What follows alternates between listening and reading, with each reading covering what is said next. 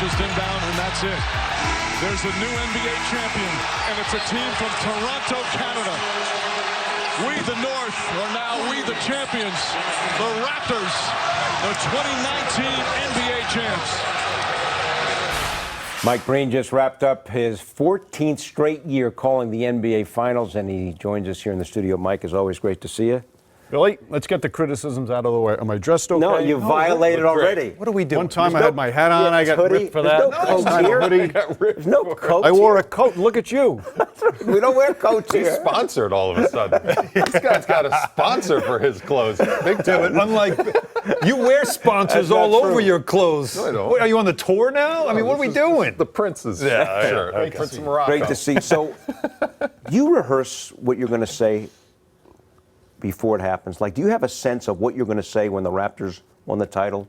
Because we the North, we the champion is such a great line. Well, thank you. It's you have to think of what are the possibilities. I think if you don't, you're doing the viewer a disservice. I'm not bright enough to come up with it off the top of my head. So you kind of get a phrase and see what it is. It all depends too on, does it happen when it's all over? Does it happen at the last second? So the spontaneous reaction you want, but you should have a thought. And because we the North was so prevalent up there and throughout the finals, I thought that should have been somehow part of the final call. Were you surprised by the outcome? The fact that the Raptors did win? I'm sure as it went, you saw the injuries happen, probably your perspective changes. But going into the finals, did you have any thought that the Raptors could win this thing?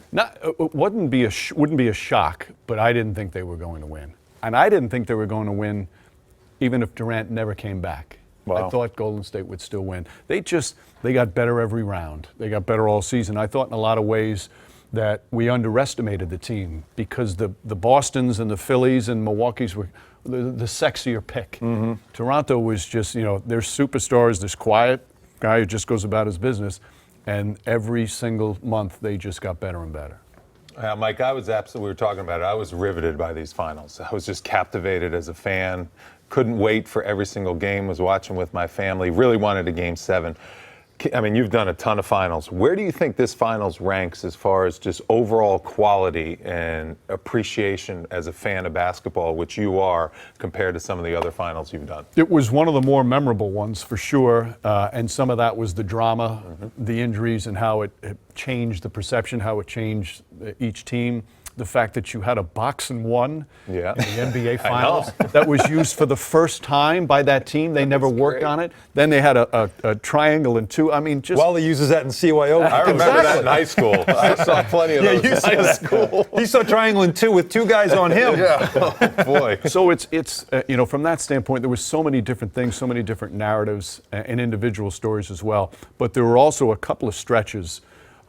Game 6 had one, Game 5 had one, Game 2 had one, like a 6-minute stretch of back and forth where the level of ball was so up there. It was great shot making, the extra effort defensively. It really was. It was a fun series, and to see this team come together and to see the spirit in Toronto, I haven't seen that in a long time. Mm-hmm. You felt the pride from the fans. I mean, fans are passionate and crazy. But there was this special pride it being the first time. The first time is always the best. Well, it's a country. Yeah. Right.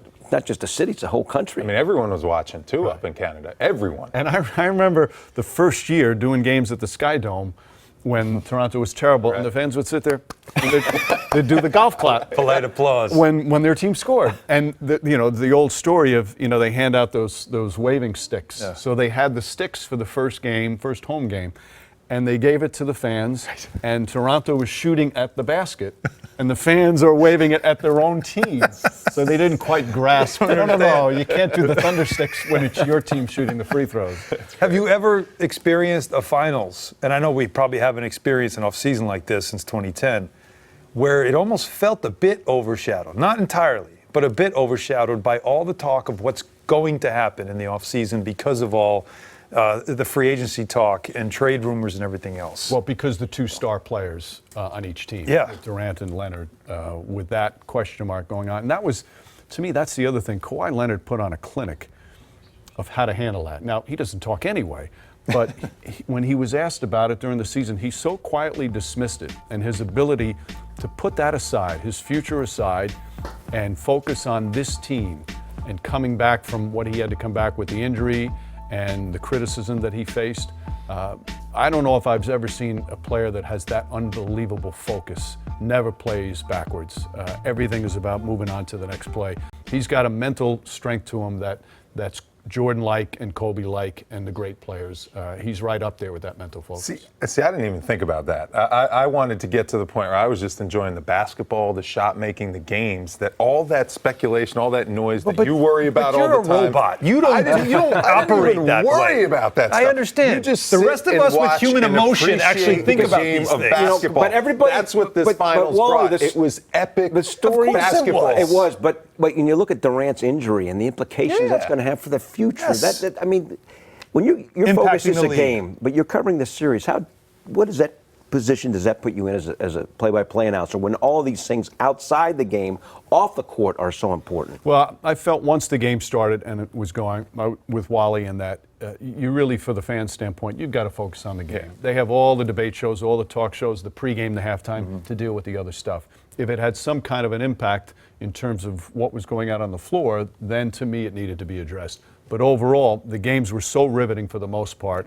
and obviously the most important of the season, that I thought you really needed to stick with that and let other people handle all the free agency. And I think the injuries made the games more exciting. When you think Kevin Durant comes in, plays great, sets his team up to get that win, and then it's like, what's Golden State going to do without him the next game? Are they going to be revived at Oracle? There were just so many great storylines to grasp onto as far as positives that obviously there were a lot of negatives with the injuries, but overall, I just think Not necessarily negatives. No. I don't want to say negatives. I'm just saying They're just stories. Yeah, but even think storylines. about the fact that the injuries, though, do lead you to whether or not this was the end of the Warriors as we knew them. Because next season, No doubt. whatever happens in free, it doesn't matter. Those two players aren't going to be available to them. There was a fourth quarter in one of the games, and this is an NBA Finals game. It was Cook, Livingston, Jordan Bell, DeMarcus Cousins, and it was another McKinney, non-starter. Yeah. Alfonso McKinney. Right. You're looking out there, you see, that's on the floor on the fourth quarter of a finals game that's still in doubt. We're not in Vegas for Summer League. Right. Exactly. So all those different things made it so interesting to see how a young player would respond to the biggest moment of his life. Or then like a veteran, a guy like Szczerbiak, who had his ups and downs this season, was a starter earlier then when Marc Gasol came, now he's on the bench. He had his best games the last three games, all of a sudden, and he had some horrible playoff games. Lowry, the same thing. Yes.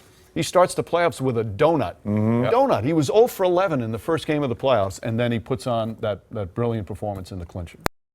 For more great videos from the MSG 150, check out right there. And remember, our show is on Monday through Thursday, 8 to 10:30 p.m. on MSG Network and MSG Go.